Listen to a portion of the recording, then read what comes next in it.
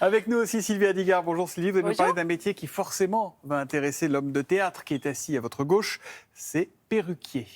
Et oui, alors vous le saviez, ça, le métier de perruquier fait partie des 281 métiers d'art recensés en France. C'est donc un métier de l'artisanat.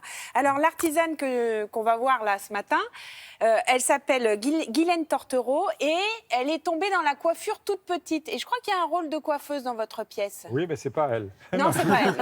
Désolé. Non, elle fait les perruques du coup. Donc coiffeuse de père en fille, enfin bon, son frère aussi. Elle s'ennuie un peu dans le salon, donc elle fait des études d'art. Et puis, de fil en aiguille, elle travaille sur les plateaux et elle se met à faire les perruques. Mais elle les fait pas n'importe comment, hein. C'est-à-dire que c'est vrais cheveux, traçabilité, elle rajoute d'autres choses dedans, elle a ses petits secrets. Et puis surtout, elle a une personnalité hors norme. On regarde? Ben, Avec on va la plaisir. voir. Allez.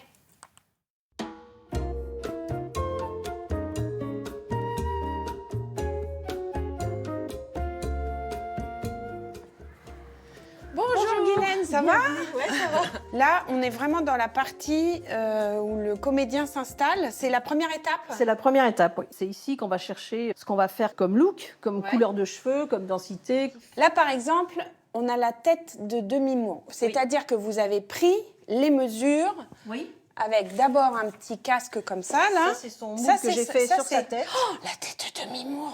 Après, vous faites un moule. Sur une base de tête, je remets les volumes de sa tête. D'accord. Et après, on fabrique le bonnet. C'est vraiment du sur-mesure. Alors là, vous êtes dans le cœur de l'entreprise. Après la fabrication de la tête, c'est la première étape, la fabrication du bonnet sur mesure. Ensuite, après, il y a l'implant, comme on peut voir ce que fait Audrey, là, où là, c'est des petits nœuds avec un tout petit crochet.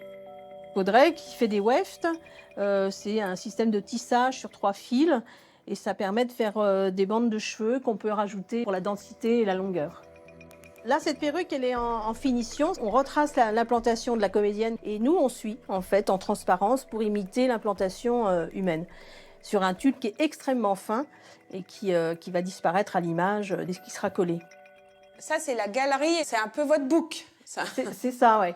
Là, c'est la princesse dans le dernier film Kaamelott. Là, c'est des choses qu'il y avait sur Valérian, le film de Luc Besson, Ça, c'est la tête de qui dans Astérix? de H. Canonix. D'accord.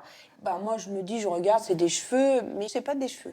Non, c'est pas des cheveux. En fait, il y a du crin, du yak, du mohair, il y a un peu plein de matières pour D'accord. justement que ça soit hirsute, comme un animal, en fait. Et en fait, vous êtes parti, vous, de la BD. On a toujours ce trait noir très fort tout le temps sur tous les personnages du Ouais. village qui montrent qu'ils sont très Ouais. énervés, machin. Et comme ils sont gentils, en fait, j'aurais mis un peu de mohair. Parce que si j'avais mis que du poil dru comme ça aurait fait un petit peu agressif, quoi. Oui, d'accord. C'est vraiment un truc de nature, de matière, un peu comme vous d'ailleurs. Hein. Vous auriez pu être dans Astérix peut-être. Pour les fondre. Ah ouais, ouais.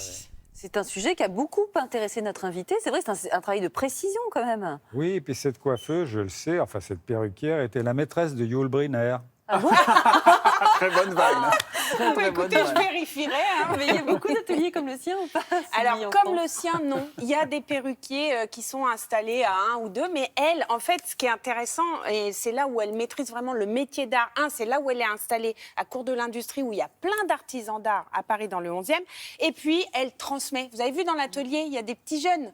Donc son métier, elle le transmet, et son Ça vient de expérience. Molière, tout ça. À l'époque de Molière, on Voilà. mettait des perruques comme ça, les Exactement. précieuses ridicules, tout ça. Ah, les précieuses ridicules, ça ressemble à ce que j'espère être la pièce. Mhm. Parce que Molière a stigmatisé des femmes puissantes, qui étaient les précieuses ridicules.